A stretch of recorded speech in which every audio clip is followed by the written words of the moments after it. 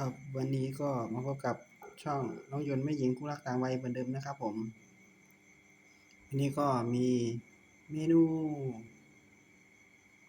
ลูกชิ้นทอดน้ำจิ้มหม่าล่านะครับกับขนมครับนี่ครับอาหารเย็นของน้องยนต์วันนี้ครับผมเมนูง่ายๆครับไปซื้อมาจากตลาดไนท์พลาซ่าจังหวัดหนองบัวลำพูนะครับน่าจะเป็นน้ำจิ้มรสหม่าล่าค่อนข้างเผ็ดหรือเปล่ากินได้ไหมเนี่ย เพราะน้องยังเป็นคนไม่กินเผ็ดบ่กินเผ็ดนะครับลองชิมอือหือ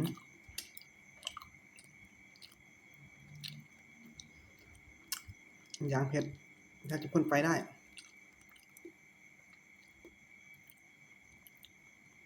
ได้น้ำจิ้มมาเผ็ดนะครับปกติจะชอบกินน้ำจิ้มหวาน